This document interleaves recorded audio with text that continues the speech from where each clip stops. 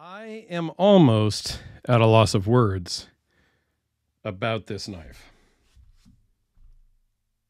So stay tuned, stay with me here, and let's talk about the engineering that went into making what I can really only call a folding fixed blade. I don't know. So this was loaned in from David over at, David the Blade Banter. He loaned this in with also one of his Orion knives. He's a manufacturer, he's a designer. Had a knife made. One of the early guys, now I know every YouTube person, is making their own knife. It's silly to me, but whatever. I'm not going to do that. Dave was one of the first, if not the first, I don't know. He was one of the first that actually made a knife and a knife company and sold a bunch. And it's an awesome story. We're going to get him on, hopefully, the EDC Hour with Dirk and Alex. Please go check out that channel. But anyway, let's talk about this Midgards Messer Lockin Valhalla prototype. So it comes in this zippered pouch. They usually put a patch on here. I'm sure he has the patch somewhere else. So no patch to show you. I might have one of their patches buried in my box of knives over there, but not going to dig that out. Let's just get it out of the way right now to the size. Here it is next to the Spyderco Delica and a standard Sharpie pen. So closed, this knife is longer than most full-size knives. So what do I have here that's a full-size knife?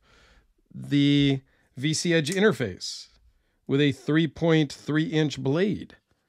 That is about what it's about the same length as the closed Valhalla is. Closed. 7 7/8. What is phenomenal about this knife is the engineering. So watch as this opens. It is a two-handed opening, end of story, two-hand opener. You pull the knife out. I'm going to try to keep it in frame as best I can. And it pivots and locks open in all of its 12 1/4 inch beauty. So this turns this basically into essentially a fixed blade knife with its size and its shape and all of that. It's really a useful fixed blade camping knife, if you will.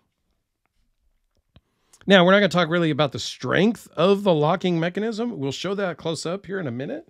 But let me go through the rest of the specs. The blade, I wasn't sure where to measure the blade from, so I measured it from the pivot here to the tip. I generally measure the blades from the farthest point forward on the scale. So that basically is it. 5.8 inches with a 5.7-inch cutting edge. Behind the edge is 0.032. Blade thickness, it's a big boy at 0.232. Now the blade steel, I don't know. It's not marked on here that I could see. I'm guessing that it is CPM D2. That is a lot of what Midgards uses. Generally what they have used in the past historically. The overall thickness is 0.95 inches. But it feels amazing in the hand. It's a great grip. You can choke all the way up here. You can kind of choke up here in the mechanism. Although if the lock were to fail, that could be a pinch point. But it feels great in the hand. You almost need to, just holding it by the scales itself, this finger notch here really is uncomfortable on my middle finger. I would choke up on it here in the mechanism and not have a problem with it, or go all the way up and still be totally fine. Okay.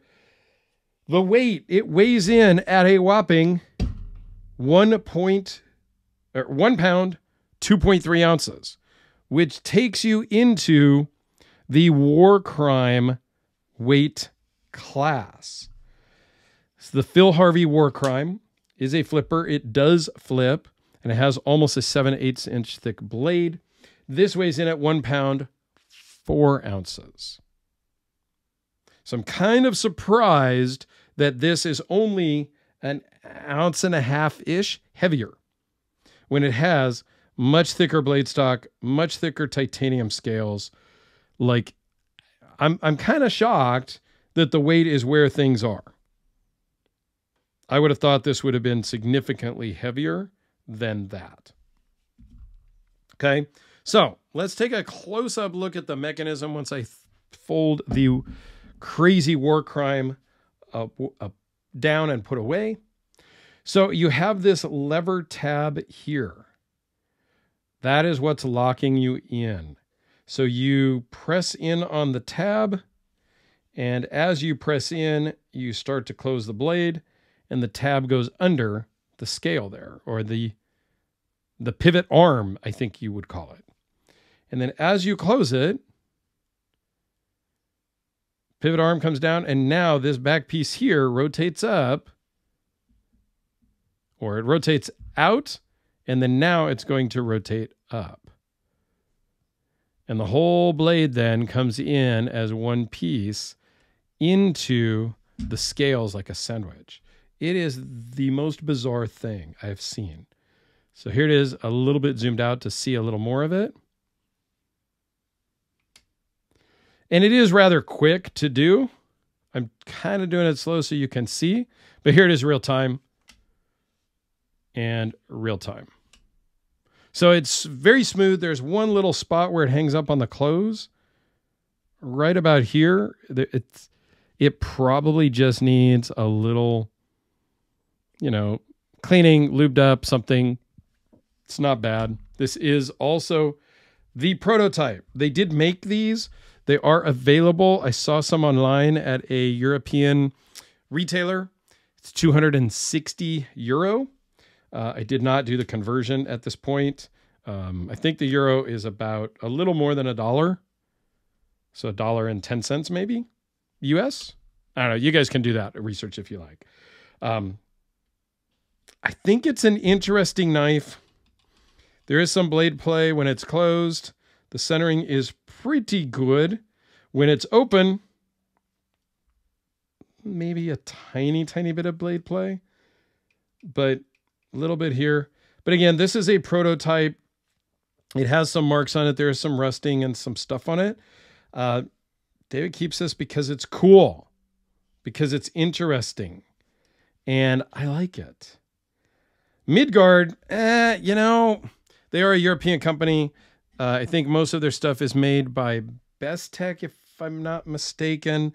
They are based in Germany. They design it there. I think they have most of the stuff made by Best Tech. Some of the stuff does come back to them in Germany, and they assemble, and then they ship. Recently, I did just do a video on one of their other models that they claimed was USA. They didn't really claim it was USA made, but it has USA etched on the blade and on a couple of things. And long story short is it's made by Best Tech, but it was marketed and sold by a US retailer or US distributor. So somehow they thought that was okay to put USA on the blade. I disagree. I have no problems with knives made by Best Tech, Riot, anywhere else in China, Artisan Cutlery, you name it. I'm okay with it. Just disclose it and be honest about it is my only point. So there you go. Please let me know your thoughts down below on this crazy Lockin Valhalla. I'll put a link to my fixed blade playlist over here and my overbuilt playlist over here, because that's where this belongs, is in that overbuilt, over-engineered category in my mind. So Blade Banter, thanks a lot, man. I will greatly appreciate it. I will put a link to his channel also. There'll be a link to his channel down below and up in the corner. So have a great day. I greatly appreciate everybody's time, and we will see you in the next video.